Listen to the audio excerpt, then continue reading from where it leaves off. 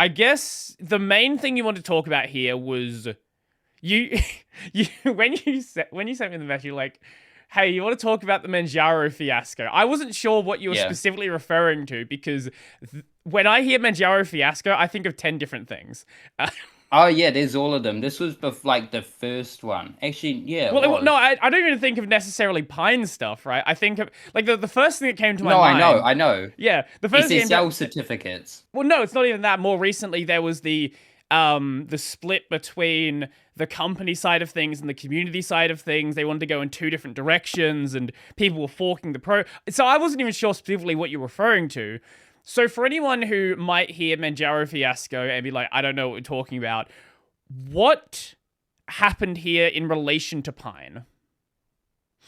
So, what happened with Manjaro is that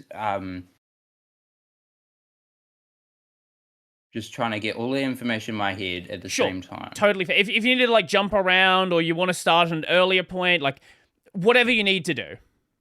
Yeah, no, I'm just giving it a quick thing because I want a good part to start at. Well, I guess a good part to start at would be Well, I want to Community Edition. introduce the idea, right? Yeah. I think the best place to start That's a good Community idea. Edition is Okay, like let's start there. how Pine initially was doing things. Yeah, okay. So there are a lot of projects working on the PinePhone. So every project contributed something, like e.g. 25 Manager, Mobian did that. And then Postmarket OS did a lot of like work, and I think Dan CT12 did a lot of work. So it was a like culmination of work from a lot of different parties. So Mobian that and came Postmarket together. OS, those were different Linux distros for these devices. Yes. So, Mobian is Debian, Dan CT Nix is Arch Linux, Postmarket OS is like a platform for like ARM and just mobile devices in general, based on Alpine. And there was a lot of other projects. Yes. Ubuntu Touch did a lot on the modem stack as well. So, as you can tell, there is a lot of work that has been done by multiple projects. This came basically turned into community editions for the PinePhone. So that meant that $10 of each device would go to a project. Okay.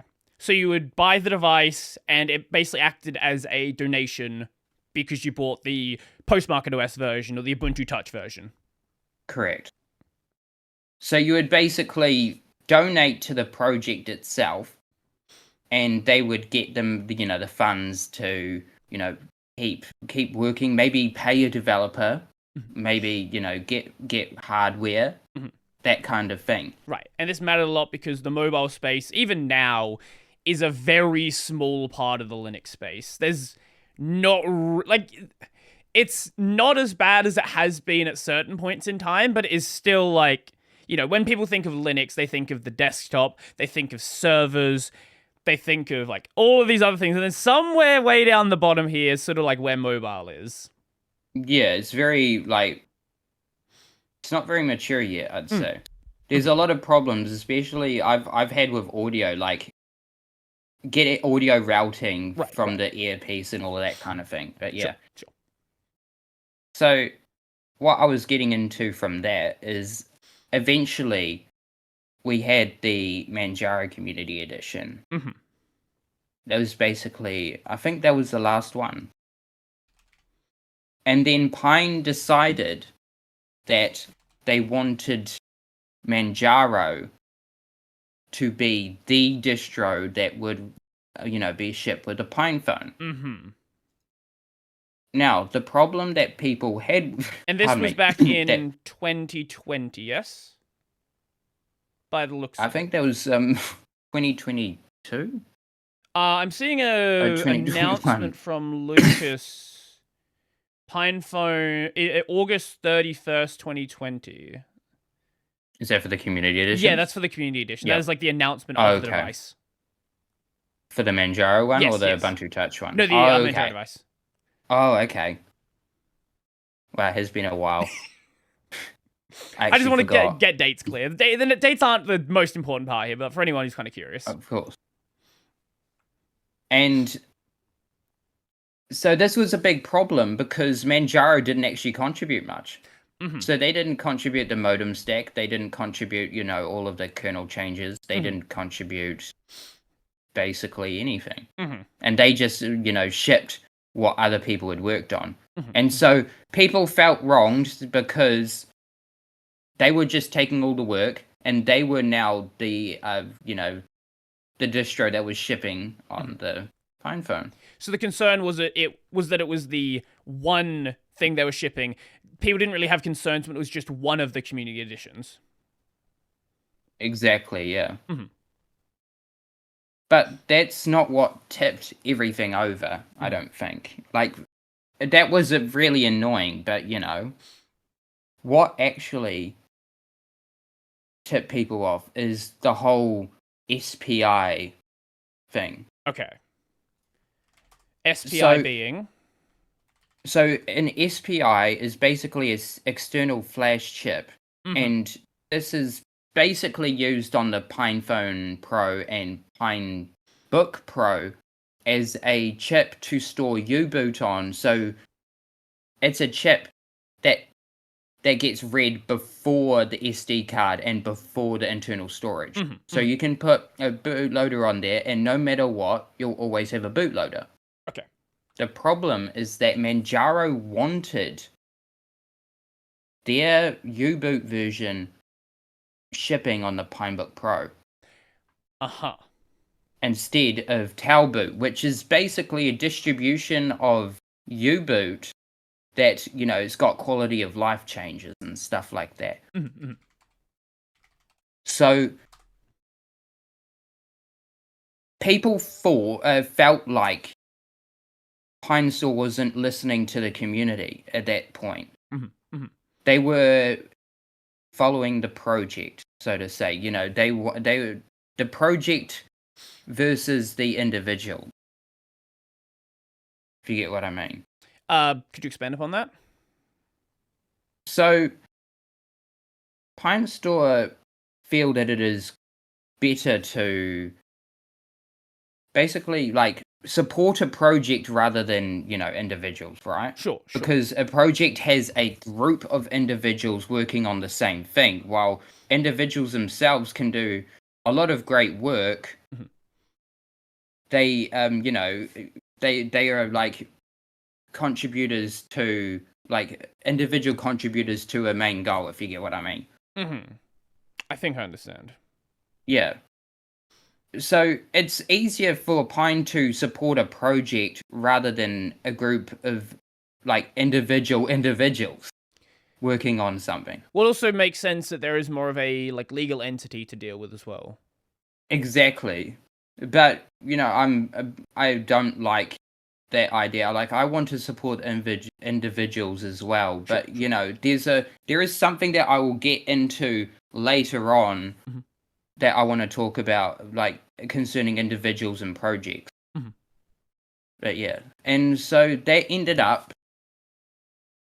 making a lot of people angry because it felt like the individuals weren't getting their voice heard. Yeah,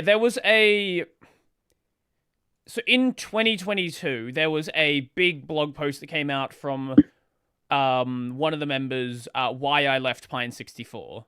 And that was sort of I think that's what really set off in motion, a lot of this, I guess, this distrust, I guess. Yeah. I feel like it was, a linear thing. It was just there are problems just, kept happening. Why did they have to keep having these discussions about, the same argument over and over again about the SPI chip? I would get angry too. Because it's the community wants this, and it makes sense to put the community's basically what the community wants. So the community wants a bootloader that works for every distro, so everybody is happy, rather than one U-boot for Manjaro. So with that U-boot for Manjaro, would you have still been able to put other distros on there, or is it just always going to try to default to being Manjaro? Was it just a bootloader that was on there? Like nothing else? Yeah, it was a bootloader. Okay, it was I just a think bootloader. it's just like a certain version of the bootloader. Okay. Without all of the like niceties that Talboot gives you, because with Talboot you can, press the home button down. No, the volume button down, and it will boot to the SD card. Okay, cool. Just want to be on the same page there. So it was just the bootloader that Manjaro wanted to have on every device. Yeah, and obviously the distro. Sure. Yeah. Okay. That. Yeah. But the so that made everyone angry, Sure. Okay. So it was both the bootloader being on the SPI chip rather than Talboot, and then Manjaro being the only version, so that now something that was previously funding other projects was that so when you're saying that like $10 went to the projects, when it just became only Manjaro, was that money still going to Manjaro, or did that whole like you buy the device, there's a donation thing stop happening? I think when it went to the the clear back cover, I don't think that was happening anymore. Okay. I don't actually know. That was before me. Okay. Either way, but if it was the community editions, then it is possible that it was. Okay. Either way, though, money that would have been funding other projects like Mobian and Postmarket OS and Ubuntu Touch, who were doing a lot of this actual important work, that money was no longer being sent to them because there was no longer community editions.